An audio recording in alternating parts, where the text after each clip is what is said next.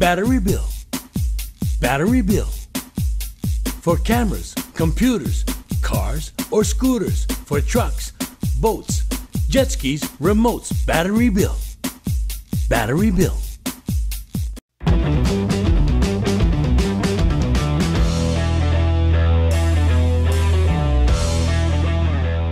All right, how's it going, everybody? It is episode 64 here on Hawaii Football Now. Jordan Helly, Hunter Hughes, back with you here on this Tuesday. It's about 7:50 a.m. Hawaii time. We are set to release this in 2 days' time. As usual, on Thursday, that'll be November 17th, as we gear up for the UNLV game coming up this weekend for the University of Hawaii, recapping the loss to Utah State over the weekend as well. Big mahalo to Spectrum Mobile, Hawaii USA Federal Credit Union, and Battery Bill for sponsoring this episode of HFN. Quick opening drive. Did want to welcome a guest to the show, our first guest in a few weeks. It'll be Matt Youmans of VSiN from up in Vegas. Vegas Stats and Information Network is a radio host, a podcast host, sports betting analyst. VSiN, of course, founded by Brent Musburger.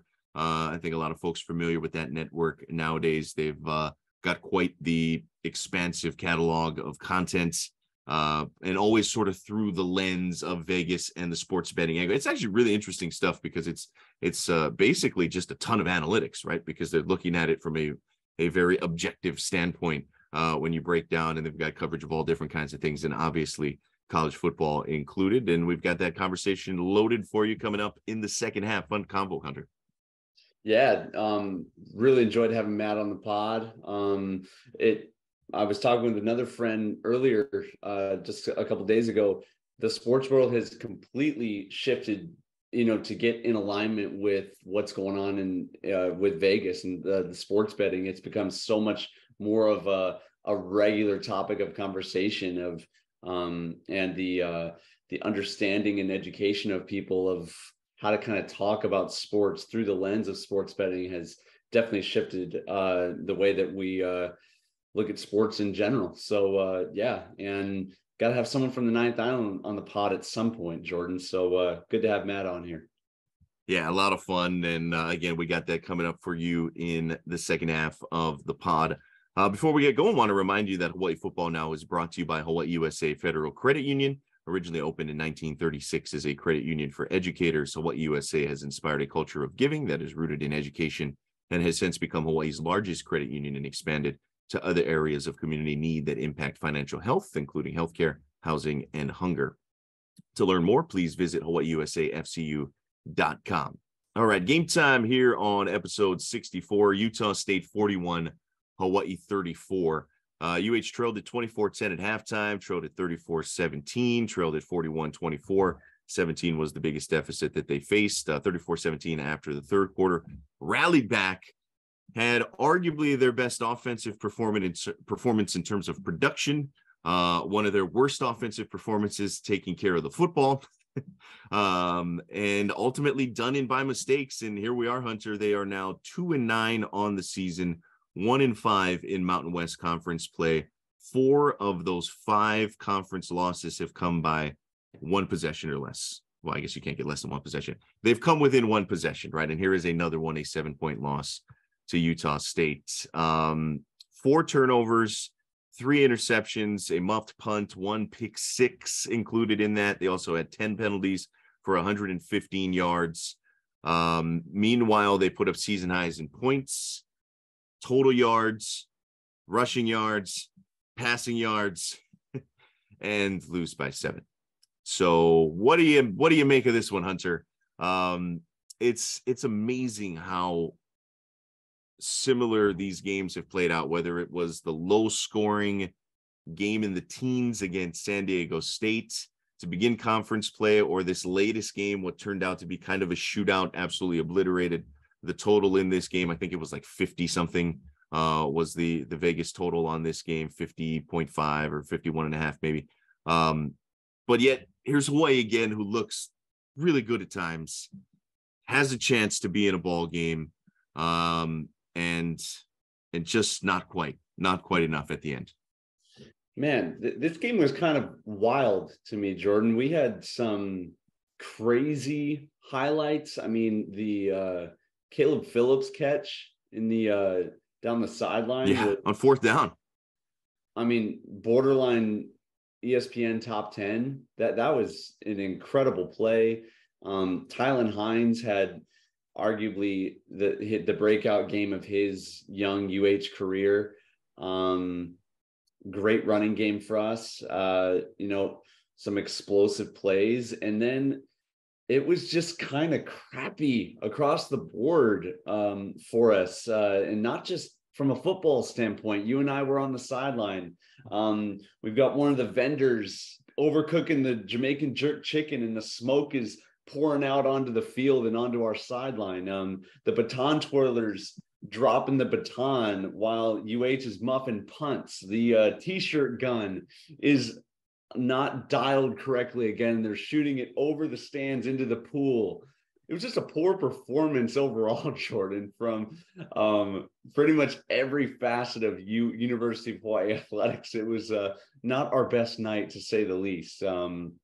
But there were some highs. It's kind of a smorgasbord of kind of a unique game. I didn't think Utah State was outstanding by any stretch of the imagination. They didn't have that explosive of an offense. They were gettable, and that game was out there. Just if you have a muffed punt and then 3 interceptions, one of them being a pick 6, it's going to be hard to win that game. Yeah, it was a game that after 3 quarters, it kind of looked like it was just slowly getting away from Hawaii. And at the end of the 3rd quarter, I was like, man, this is going to be bleak. I thought to today and the podcast that we had coming up to record this week, and I was like, man, it's going to be tough to kind of stay positive, right?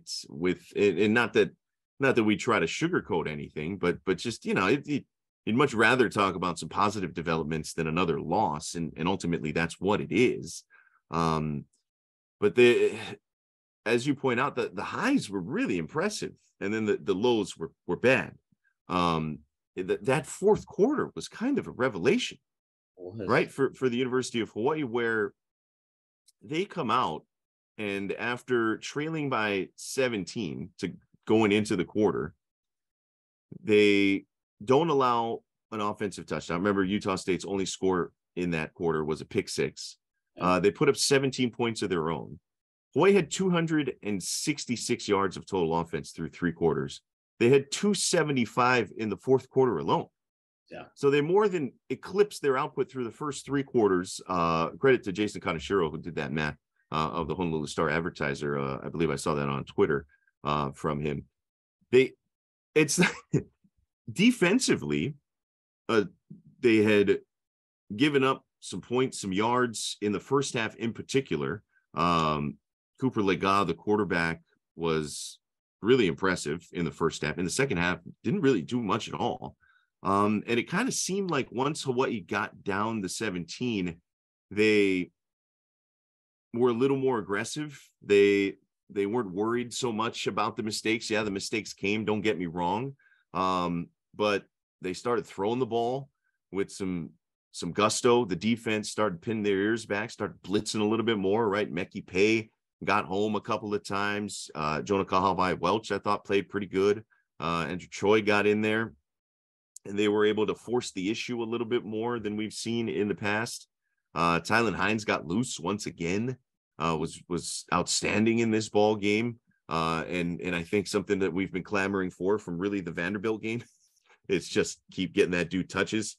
So I don't know if it was just an anomaly, but it kind of seemed like, hey, if they could play that way, and I get it, Utah State's taking their foot off the gas a little bit. They don't want to make any big mistake that allows Hawaii back in. Ultimately, they let them back within 7. But if UH can bottle up that 4th quarter and be like, hey, this is what we're going to do on offense. We're going to get aggressive. We're going to open it up a little bit more, kind of like we saw in the opening drive of the ball game that ultimately ended up in a punt because of a huge offensive pass interference call. Defensively, yeah, they've tried to play the bend but don't break thing, and it's worked to varying degrees. I thought they were obviously much better against the run in this ball game than we've seen the last couple of weeks. Gave up some huge plays and pass coverage on some blown coverages, but hey, why not take some chances, right? At this point in the season, like, what's there to lose? And I think they played better. They played with some confidence. There were some results coming out of it, because I think you get into these games, right? A lot of these opponents that Hawaii's playing aren't world beaters. It's like looking in the mirror. There's a lot of guys who, can play but aren't as consistent. So go ahead, force some mistakes, take some shots, force them to cover you. Hey, blitz the safety a few more times. Force them to account for Meki Pay coming down into the box. And I get it. He brings a certain skill set that maybe some of the other guys don't at the safety position. And Pay's injury the last few weeks hasn't helped. But I don't know, Hunter, just that fourth quarter, it was like, man, this is fun to watch. It was. There was kind of a balls to the wall effort there, and I appreciate that as a former player and now an alumni and fan. Like, we're only 17 down. That's definitely within the realm of comeback possibility. And had we managed that last drive maybe a little bit better, sure, we still need a successful onside kick, which we almost got, by the way. Bounced off of Utah State's receiver, who came up underneath the 10-yard mark. It bounced off his shoulder pad, and our guys ran right by the ball. We had a chance. But had we managed that last drive a little bit better, we would have had a lot more time on the clock. And I kind of wanted to get into this, Jordan, and this is really my only gripe of the entire game, because you're exactly right. Utah State's very similar to us in a lot of categories, but it felt like that last drive, we weren't really prepared. And I think I cite the coaching staff for that one. When you have no timeouts and you're in the fourth quarter, you need to be very savvy in terms of clock management with what you do with the football. Coming down there, and I know it's tricky. We're a running team.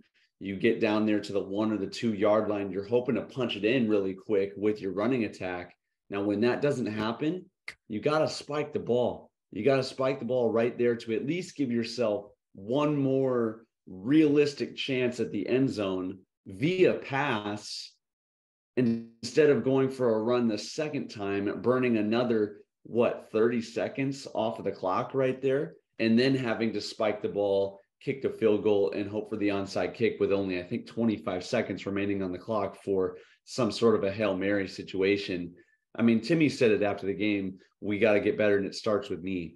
I love what Coach Timmy Chang has done with this program, but clock management, that goes to the coaching staff right there. And it felt like that one situation was bigger than what we were ready for. I don't know what you think, Jordan. Yeah, I think that's a great point, because I think it's fair to point that out, right? And that's the thing, that as this team learns how to win, right? Because that's a process. Learning how to win is very much a process. And so you get into these situations down on the goal line, and so much of that is you got to get reps, right? You got to get game experience. You think back to the end of the first half, the end of the second quarter, what was it, the Colorado State game, right? Where Braden Shaker checks it down with no timeout short of the goal line. And thankfully, the field goal unit went out there and executed terrifically. But that was a situation where it shouldn't have happened, right? They should have had plenty of time. Either you throw it out of bounds, you score. But that scenario should not have to have been executed. And then down here, right? And it was like, okay, a first down run, right? If that's a first down run, then you got to be able to get back up to the line, run a play real quick, whether it's a quick throw or a spike. I probably would have thrown it on first down because of the clock situation. Running in that scenario, you either score or you throw it away, stop the clock, regroup, right? And so, yeah, it's all part of the process. I think it was handled very poorly. I think in that situation, whether it wasn't communicated from the sideline in, or it just wasn't communicated at all, or it wasn't, received on the other end and executed. But I do think that was a situation where, again, Hawaii, right, it puts themselves in great position down near the goal line. Hines, again, I think that was on a catch. Boy, that guy is electric every time he touches it. But it's one of those, right? A nice drive, really nice drive down 10. Able to put yourself in position, but then not able to take advantage of it. And that's sort of been the story of the season for Hawaii, right?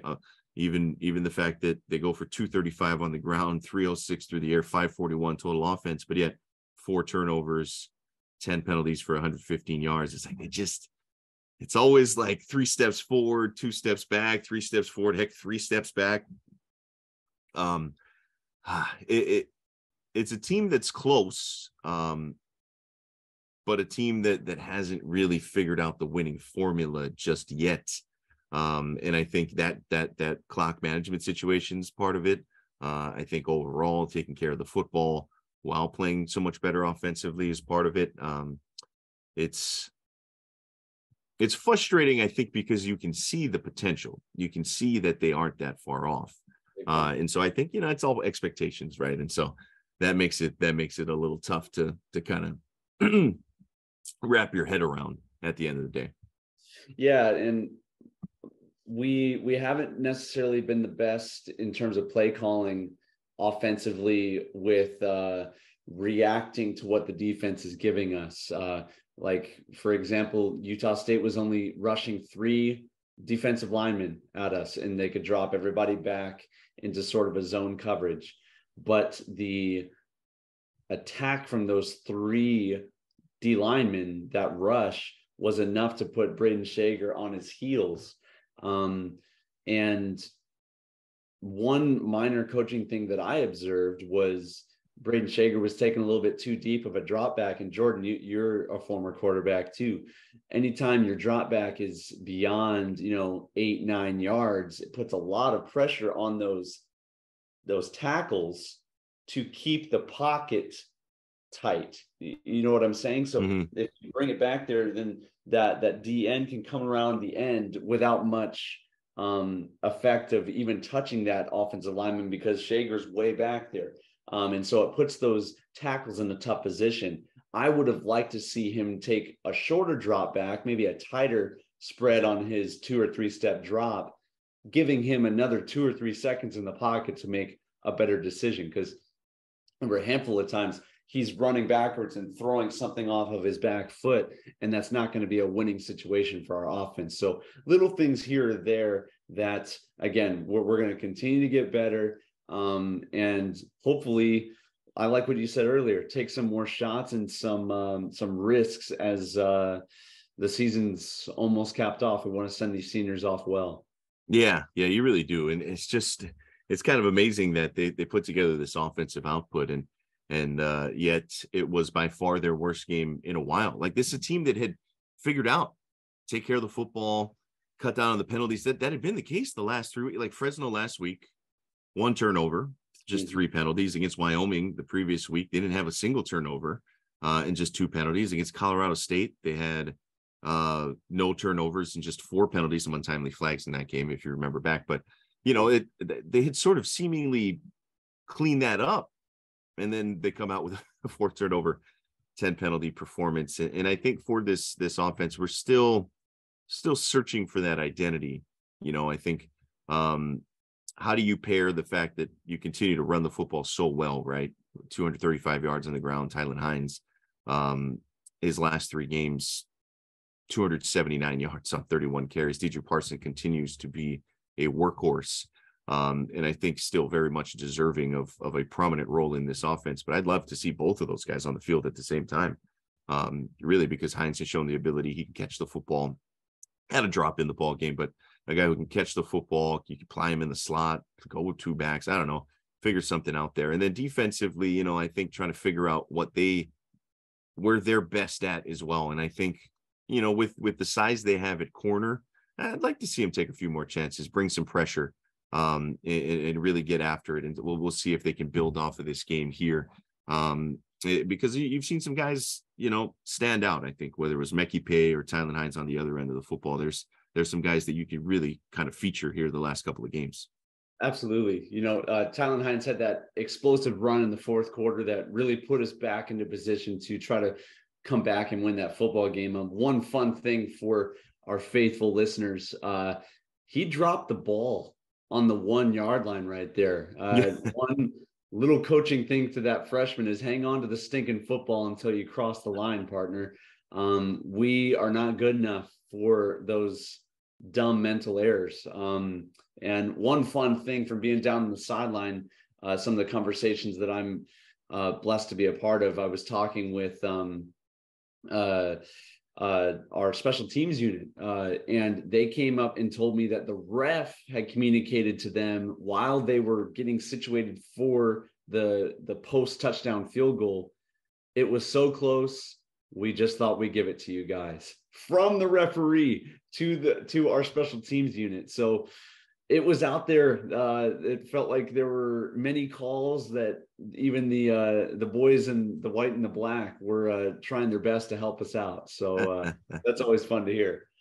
Yeah, it was. I called it the perfect teachable moment, right? Because you could see it on film.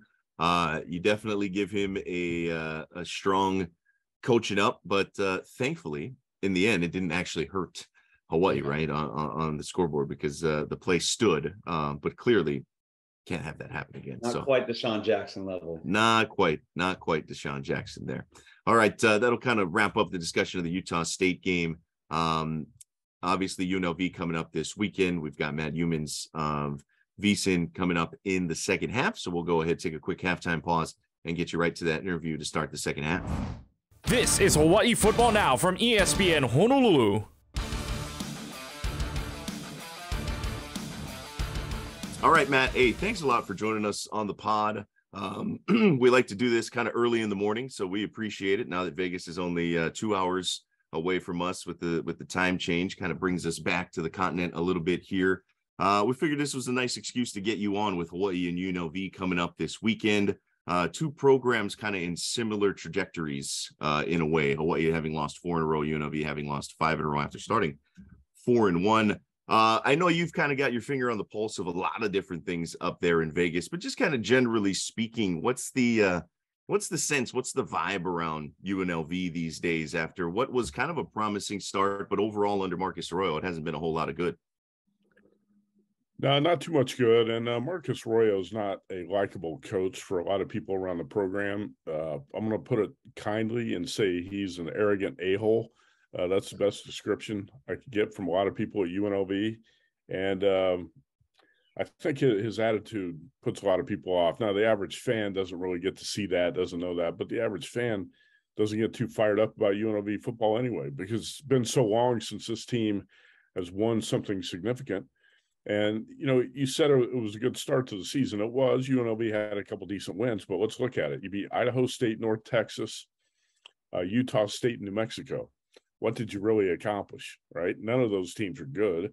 And the fact that Doug Brumfield, the quarterback, got injured and went out, and then the wheels fell off immediately. The Rebels started getting blown out of games without Brumfield. How can your team be so reliant on one player that you go from looking really good offensively to getting beat by 40 points and scoring 7 a week? So Arroyo is not an offensive genius.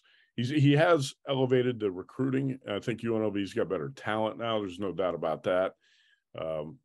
But I'll tell you, going into these final 2 games, what the media's attitude is, because I've read their tweets and stories, and I've heard them talking about it. I don't cover the team on a daily basis, obviously, but the media thinks it's going to be a walkover in the final 2 games, that they're going to blow out Hawaii and Nevada. They're going to get to 6-6 and be bowl eligible. And I hope that's not the case. I'd like to see Hawaii put up a big fight Saturday night in Honolulu. Yeah, it'll be kind of interesting. Hawaii, of course, 2-9, but they're 7-4 against the spread on their 11 games in the season, 5-1 against the spread in the Mountain West Conference. Only the Fresno State blowout, really the one sort of blemish if you were riding the bows throughout the conference season. For UNLV, I'm kind of curious before we kind of get into a little bit more of Hawaii here, Matt. You know, the move to Allegiant, they leave Sam Boyd, the flashy new sort of venue for this group. They upgraded the facilities. You talked about Arroyo in recruiting and whatnot. Has that changed anything with the money that they've sort of invested into the program and the fact that they're playing in this, you know, brand new sort of football cathedral? It should change things in a big way, but you just mentioned this is a team that's lost 5 games in a row. So has it really changed that much? No, it hasn't changed that much yet. I think it's going to be a positive for UNLV in the big picture because you were playing out at Sam Boyd Stadium in the middle of the desert, and not many people wanted to go out and watch those games, drive out there and get to those games. Now you're playing in a first-class NFL stadium. UNLV's got a new practice facility that's state of the art. So, and it seems like everybody's got to build those now to be competitive. But the facilities at UNLV are, grade A. You got no more excuses. No more excuses if you're the coach at UNLV. You got some money behind the program. I think the biggest issue now in college football is that you got the haves and the have-nots, and that's why you're seeing UCLA, USC jump to the Big Ten, Oklahoma, Texas go to the SEC. Everybody's money hungry now. And in the Mountain West, basically, those programs are money poor. So how are you going to step up to the next level? You have to do it through coaching. You have to have a coaching staff that can step up and recruit at a high level and make a difference with whatever system that coaching staff runs. I don't see Marcus Arroyo giving the Rebels much of an edge on the field at all. In fact, he's a poor game manager. Made a big mistake again at the end of the game last week with clock mismanagement. But he does recruit well. He's done a pretty good job in recruiting, so that's been the biggest difference. I think ultimately what's going to happen is next year Arroyo is going to have to take a big step up. They're going to have to win some games, some significant games, not just beating the Idaho States and New Mexico's of the world. You got to beat some real teams, or they're going to be moving on to a new coach. So we'll see. I think these last 2 games are big for UNLV too, to try to preach progress. If you can get to 6-6, that's, I think, significant for a program like this that's been down for so long. But I think it's a big game Saturday night. Like I said, I want to see Hawaii step up. I've been betting Hawaii, and I bet them 3 times in a row in the home dog roll. And as dogs in Honolulu, this team's tough. They beat Nevada straight up, covered against Wyoming, covered against Utah State. And like you mentioned, Timmy Chang 5-1 against the spread since the beginning of October. So playing better football. I wish I could have watched more of Hawaii football. And that's the same thing that everybody says in the sports books here, because now we're blacked out.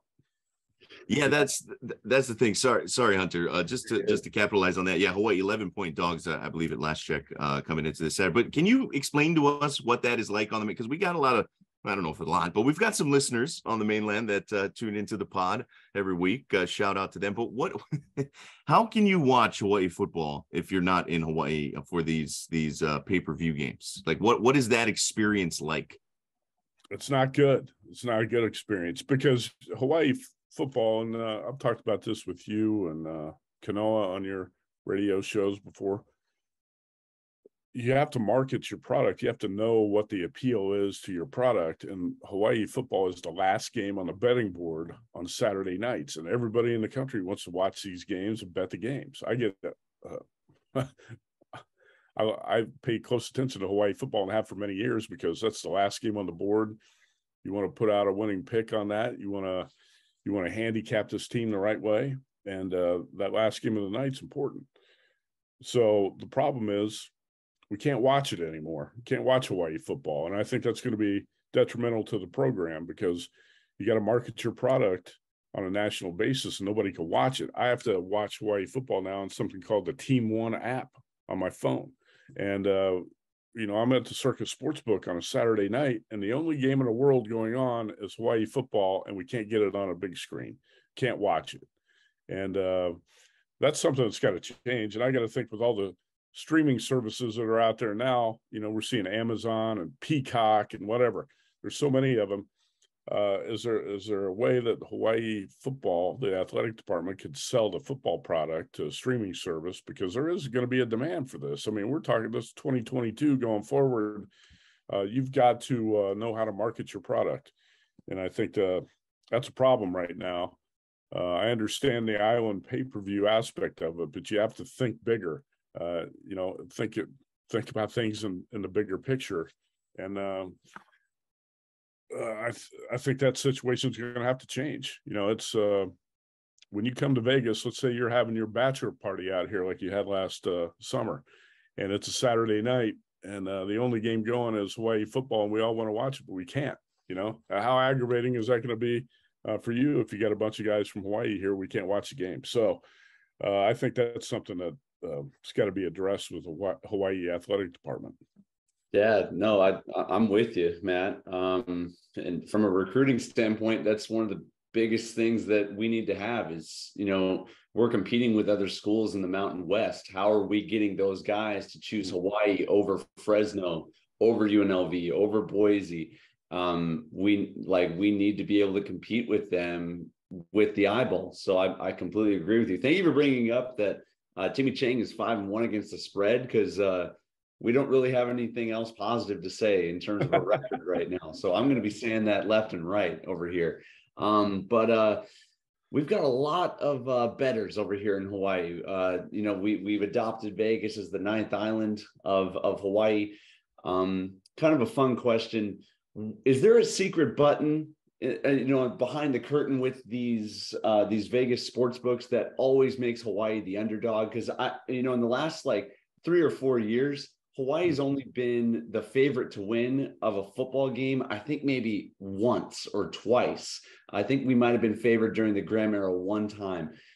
Just out of curiosity, because I felt like we've put some decent teams out there. Why doesn't the sports book like Hawaii football? Probably because you can't watch the games. No, I'm not. It's fair. The program has been down a little bit recently. Todd Graham had that one big year and beat, I think, Houston, right? Houston in the bowl game. And was it in Frisco, Texas? Is that where? Yeah, the New Mexico Bowl in Frisco, Texas. That's right. That was a good year, actually, and that was a pretty good Hawaii football team. But you're right about Hawaii being an underdog this year, and you can't be surprised about that. Sure. Fortunately, when you open the season with a 63-10 loss to Vanderbilt, you're not going to be favored in many games unless you played somebody like Duquesne. So this year, it's totally understandable why Hawaii's been a dog, and really a big dog in a lot of these games. In previous years, I did think Hawaii football was a little bit undervalued, and as a bettor, you just have to capitalize on that too. And that's actually what I've done in these 3 recent spots with the Warriors at home is I played them because I thought the point spreads were inflated and that the teams coming out to the island weren't that good. Talking about Nevada, Wyoming, Utah State. I really thought Hawaii had a legit shot to win all 3 of those games straight up, and was really competitive in all 3. So hopefully it's 4 for 4 on Saturday night, because I'm taking the points again. I took 11.5 with Hawaii against UNLV this week. The formula has been working, so I'm going to stick with it this week. The one thing that makes it more difficult, like I said, I've been able to watch a little bit on that on my phone app, but not enough. I haven't been able to watch as much Hawaii football to evaluate and handicap everything like I have in the past, just kind of trusting the numbers a little bit more. But I think that's Hunter, that's something Timmy Chang's going to have to change. He's going to have to really elevate the recruiting.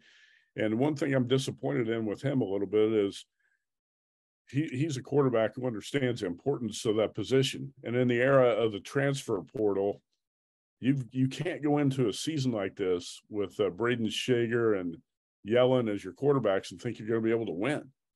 Shager's a decent quarterback, but he's probably better as a backup. You got to find somebody. You got to go out there and find a quarterback you could bring in through the transfer portal that's going to take your offense to the next level. He had plenty of time to do that, and with so much quarterback talent out there available as a transfer, I'm surprised he didn't do a better job with that. And you guys could probably tell me, I haven't seen it yet in recruiting. Has he got a high school recruit? Has he got a JC? Has he got somebody coming in next year who can step up and elevate that offense? Yeah, we've got a QB coming in from Punahou, Sagapula Tele. Okay. We've got high hopes for him. Punahou is kind of the favorite to win the state championship out here. Jordan, correct me if I'm wrong, but that's kind of in the it's going to be between them and Kahuku again probably this year for the state title. So there's a lot of hope that he could rise to the occasion, but you're exactly right. We're needing to fill that QB position along with D line and receivers. I think those are the three position groups for us that need the most work. In that same vein, Matt, I'm going to jump right into the next question. It was actually with regards to recruiting. Us former players have felt in this new era of name, image, and likeness, and with our pull to Polynesia, the significance of being a Polynesian state, we have an edge with our brand with University of Hawaii over some of the other schools. And we're hoping that local businesses of our, extended alumni family could rise to the occasion and start to work some of these name, image, and likeness deals to secure the bag of some of these higher end recruits. And I was just curious, with your connection with UNLV and living in Vegas, have UNLV started to tap some of those same strategies in their recruiting, if all, or do you think that they're going to try to do something like that? Well, that's actually a pretty good question too, because I think UNLV started to do that, but not on the same level you're seeing in some of the major conferences. And that's a tricky one for Hawaii too. And I think it's a tricky one at some other places, because I also think, especially in Hawaii, a lot of businesses have been really hurt by the COVID restrictions and the travel restrictions and everything. A lot of businesses, and let's face it, right now, the economy is headed for a recession and things aren't good. So you've got to have, I guess, 2 or 3 boosters really step up and want to make a huge commitment to the program. UNLV hasn't really had that yet. I think they're kind of getting there, but it's not on the level of what you're seeing at Miami, Texas A&M, several other places like that. That's another thing. The players, when they're at these smaller conference programs, you're just going to have to accept smaller NIL deals that are not as significant, obviously. So the funding, I think funding is going to be a big issue for the future of Hawaii football, right? You're moving into a new stadium. It's going to be, when's that going to be ready? Is it still 2, 3 years away? Yeah. If that thing is ready in 3 years, that's a miracle. I've got some property to sell you. Are you serious? That it's a mess. It's a giant mess. The outgoing governor, who was termed out kind of within the last month, has changed the plans and the direction of where the thing was going, because it was supposed to be like a stadium and a whole entertainment district with some housing and all these different kinds of things, and he kind of pressed pause on some of those developments, and that of course is going to push the timeline back. The new governor, who is the current lieutenant governor, who was just elected and takes office early December, has expressed support for kind of the original plan, or at least getting this thing going a little bit more. So yeah, no, it's probably at least 4 to 5 years off. And that might be optimistic, with all the delays, the indecision, competing political interests. It's a giant mess. It's an absolute mess. And so, yeah. And the other thing is, the University of Hawaii, as their own entity, is investing more money into the current on-campus stadium, and they've got these grand plans. And I don't know if it's really a permanent solution, just because it's kind of hard to retrofit a 9,000 seat practice facility. But they're planning on building that thing out to about, what was it, 15,000? No, more than that, Hunter, like 15, 17,000. Building a new on-campus women's soccer facility. It's kind of nice, but again, it's not. We got to meet D1 requirements. Yeah, and so it's it's a ways off. Well, that's interesting. I wondered about the political wrangling and how that was going to happen with the stadium, because that's going to hurt recruiting too. But big time.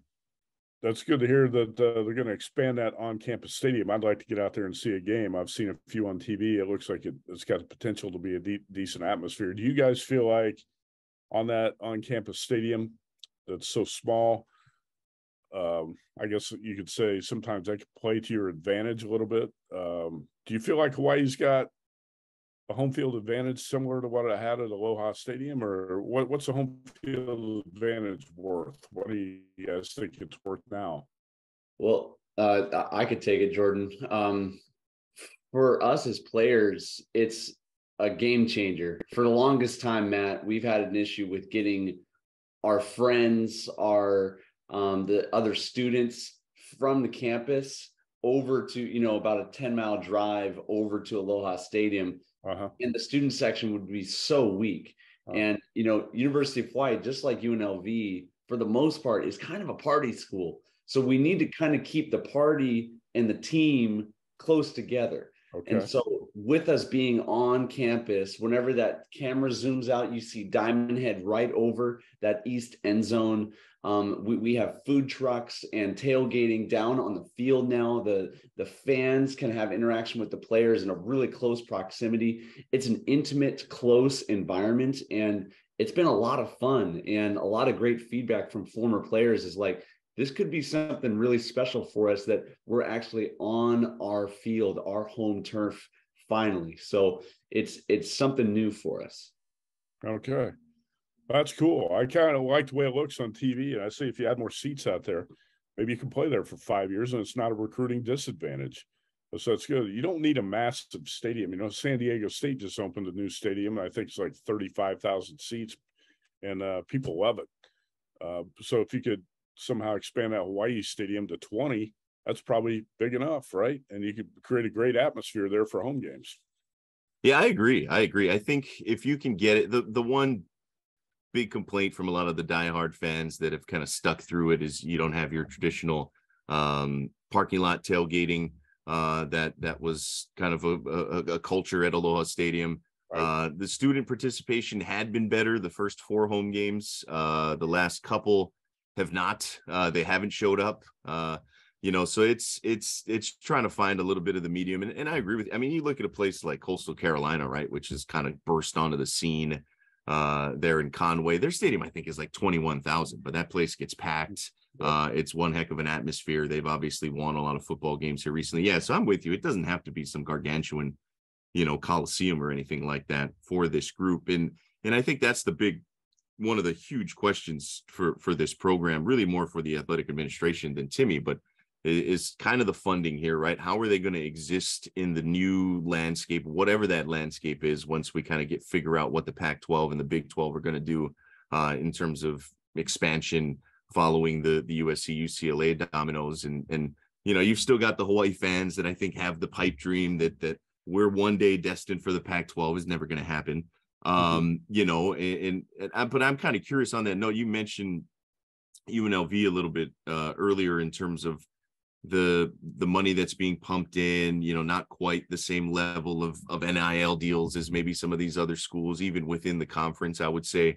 But it's kind of curious because every time this conversation pops up again, right, San Diego State sort of seems imminent to the Pac-12. Obviously a lot of the schools mentioned are in the conference, whether it's Fresno or Boise, but UNLV kind of gets thrown in there quite a bit as well. Obviously much more for the fact that it's just in Las Vegas as opposed to the fact that the football team has done well. Is there any possibility you see that UNLV finds a pretty nice landing spot going forward, or is that as much of a pipe dream as Hawaii playing in the Pac-12? I think that UNLV's got a legit shot to end up, if Pac-12 wants to expand, and I think it should. Why would you not want the Las Vegas market? And yeah, I've always felt like it's not always about the quality of your football program right now. If you think about it, Washington State, Oregon State, they have really small stadiums. They're not massive stadiums in some of these Pac-12 locations, and some of the programs don't have great histories of winning either, great winning traditions. UNLV, I think, would be attracted to the Pac-12. It's mostly a football conversation, but just the fact that the Vegas TV market's right there for the Pac-12 to get. That's why San Diego State's always in that conversation. Is you want the Southern Cal connection, right? So if you're going to lose UCLA and USC, you can pull in San Diego State, and you still feel like you got Southern California. You got a foothold there. I would think you would want to expand to Vegas. Obviously, Hawaii is one of the top tourist destinations in the world, and it's great. But I think the travel issues are going to hold back. The Pac-12 is not going to want to send teams to Hawaii, and maybe the TV markets not big enough, and there are going to be things probably to hold back Hawaii. Vegas has got so many inherent advantages that I would think it does happen, but it's disappointing in general to see the whole thing because the Big 12, there's no reason for Texas and Oklahoma to leave the Big 12. All right. They're using an excuse saying that, that conference is holding them back. That's not the case. Texas and Oklahoma can't even win the Big 12. Right. And now they're going to go to the SEC. USC and UCLA haven't been consistently winning the Pac-12. So it's all about money. And it's kind of screwing up everything in college, screwing up regional rivalries and all the things we love to see about college sports. I'm a Big Ten graduate. I don't want to see UCLA and USC in the Big Ten necessarily. Definitely don't want to see the Longhorns and Sooners going to the SEC. I think the conference alignment, the way it was good. Unfortunately, conferences like the Mountain West are going to get torn apart because of it. The Mountain West had built a pretty solid conference, from top to bottom with a lot of attractive programs. And we're going to see if the Pac-12 expands, how it's going to tear that apart. But hopefully that doesn't happen.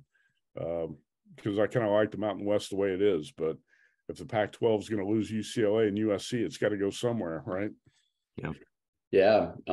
Matt, going to kind of shift the conversation from football over to basketball. We know you're a big follower of college hoops. It's going to be a big year, hopefully for us with Hawaii basketball. We've got a very strong team, couple of returning players like Samoa Alvea. And some others. We've got a lot of high hopes for this team with Coach Ron Ganat over at UH. Who are some of your favorites, or who you're kind of looking at as we get into the college hoop season? Hold on just a second here. You talking about just the Mountain West Coast? Oh yeah. I think they're in the Big West, right? Yeah, Big West, Mountain West. I think you got to be a little bit discouraged by Hawaii basketball's loss last night, don't you? Didn't they lose to Yale? Yeah, they lost to Yale. They went like 6 minutes down the stretch without a field goal and lost in overtime. They should have won the game. That was brutal. I'm always the resident optimist, Matt. So Yale's a tournament team, right? Yeah, they had been a tournament team. Yale was a tournament team last season. Won the Ivy League tournament, no doubt about it. They're smart. They're a smart team. Hopefully Aaron Gano gets that program going, and it looks like I thought it was going to be a pretty good team this year. I think offensively he's been a little bit of a problem. Hawaii hasn't been a great offensive basketball team, but as far as the Mountain West goes, I think there are two teams that stand out. We're talking San Diego State and Wyoming, and those two teams can actually be really good on a national level too. I think they're like top 40 type of programs. Wyoming's got two of the best players in the Mountain West back. They got 4 Pac-12 transfers.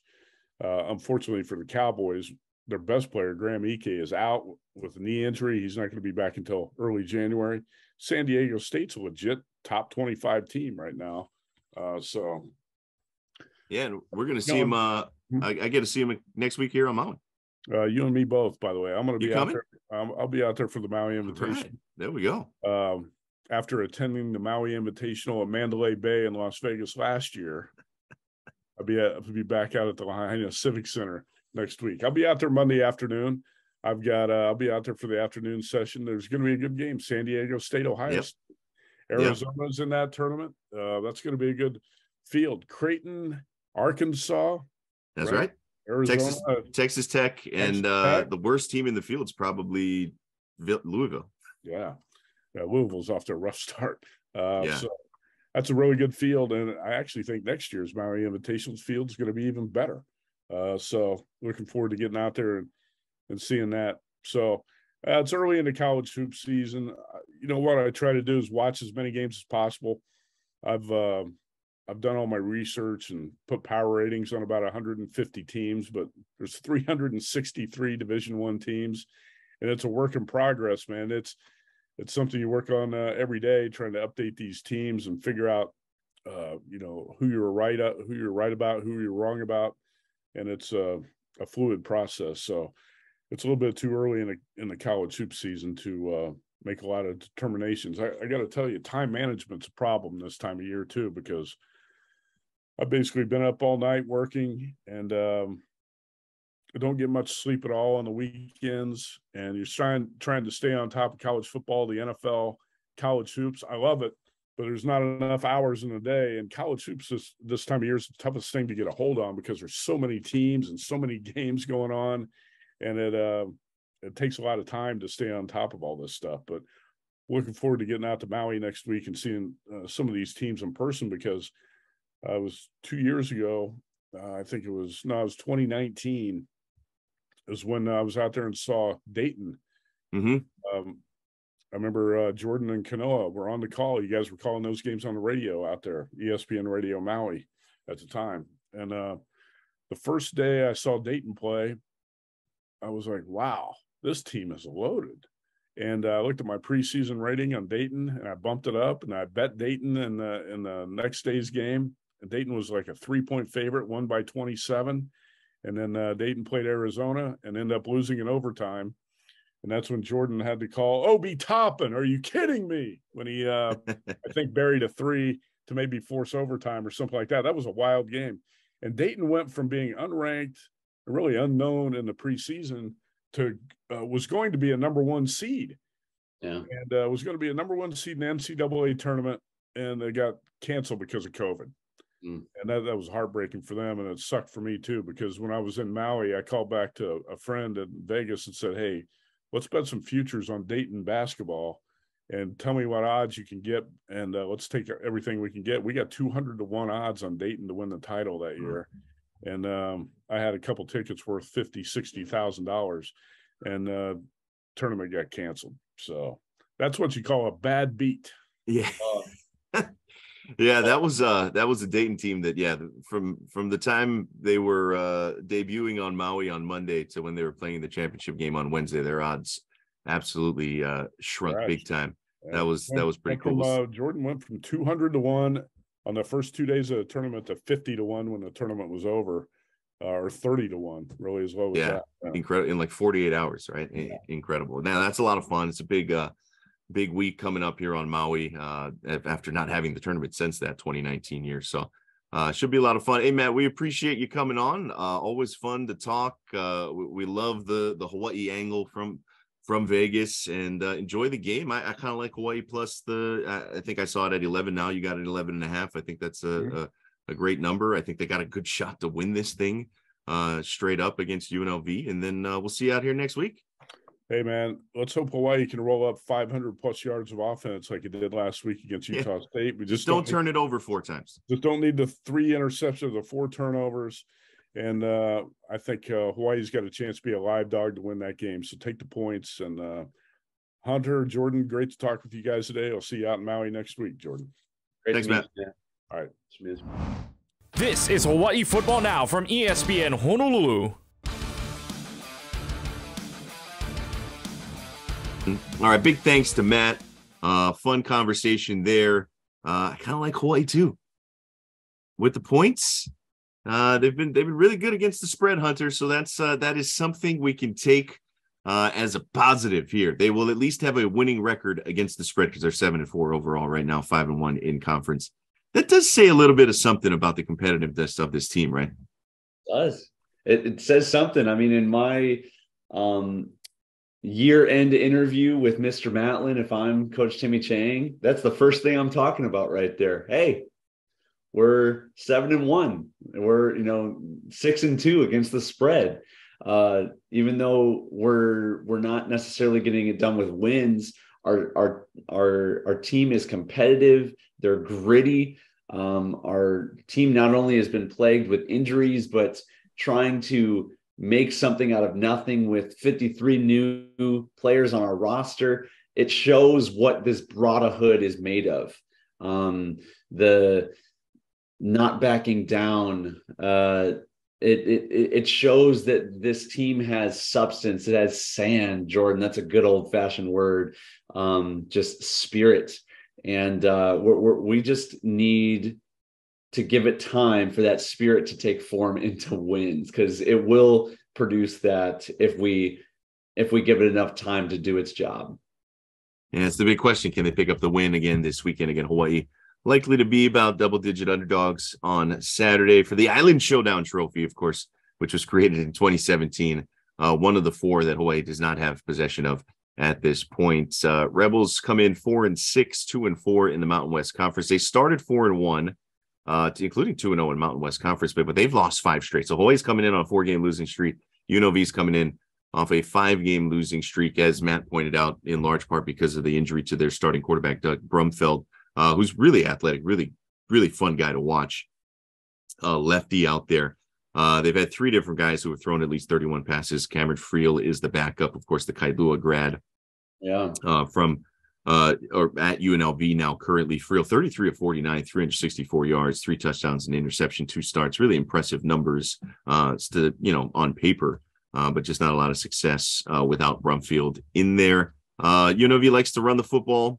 They average over 140 yards per game on the ground. Aiden Robbins went for 146 on 26 carries and a touchdown against Fresno State. He also had 115 yards against San Diego State. 2 close losses after 3 straight blowouts the last 2 weeks for the Rebels.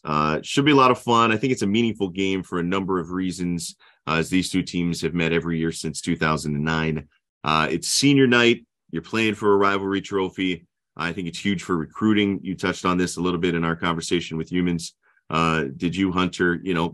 Really, Hawaii UNLV battling for a lot of the same caliber of player, the same profile of recruit. And on the backside of things for Hawaii, they're looking to avoid their first 10-loss season since 2015, right? At 2-9 right now. They'll have to win the last 2 games to avoid the 10-loss season. There have only been 4 in program history, so a little bit of pride on the line as well. Very much playing for pride at this point. We've got a handful of seniors. A few are actually former teammates of mine. You always want to send those guys off well, and that seems to be the general thing you talk about whenever you have a losing, subpar season. But to us guys, on the team, that is something. You look up to these guys. You love each other. You want to send them out with a little bit of honor, and so I think it's something that still has a little bit of purpose when all of the other goals, winning conference, going to a bowl game, winning a bowl game, having a winning season, those are kind of off the table for us now. Unfortunately, there's still a little bit left to play for with this game at UNLV. Yeah, it's going to be interesting to see what kind of vigor and passion these guys come out with. I got to imagine they'll be pretty fired up. And also the fact that, they'll probably be smarting a little bit after last year's loss up at UNLV, which in a lot of ways was kind of a turning point of the season. That was a game they should have won. And then things kind of went south from there throughout the rest of the 2021 season. All right, that'll kind of do it for us on the conversation. Had a nice, fun, long conversation with Matt Youmans. So we'll get into a little bit more of the discussion on kind of the state of the program next week. And then obviously into the offseason. It's just 2 games remaining for the University of Hawaii here. UNLV coming up this weekend, and then the trip to San Jose State on Thanksgiving weekend, the following Saturday to close out the campaign. Game coming up, the usual start time, 6 o'clock kickoff in Manoa at the Ching Complex. Of course, you can listen to it right here on ESPN Honolulu and all our different platforms. The usual TV deal on the pay-per-view side as well. All right, quick overtime. My quick one next week, the World Cup starts on Sunday, right in the middle of football season, which, should bring with it a lot of fun action. I'm a big soccer guy. USA gets started next week, Monday, the 21st, 9 a.m. against Wales. That's right, against Wales. They've got Wales, Iran, and England in our group as well. Some look good for us. I think it should go okay. We'll see. It's fun, exciting, young group. So I just wanted to throw that out there. Hunter, I don't know if you had anything lined up for overtime, but I do know, I believe you went to the Tamua show, right, over the weekend? Of course. Thank you for bringing it up. That would have been my overtime. My very good friend and former teammate Tamua Tuine sold out the Blaisdell, Jordan. The arena. Not just the concert hall. Saturday night, he sold it out, which I think is maybe why Hawaii football game was a little underattended. Maybe some of those fans were over watching Tumua on the same night. But I actually went the following night on Sunday. That was a pretty special and kind of emotional moment for me, actually. Tumua and I were in the same stand-up comedy class at University of Hawaii. He came over to me in the locker room and was like, bro, they're doing a stand-up comedy class. We should take it. I think it'll be an easy A.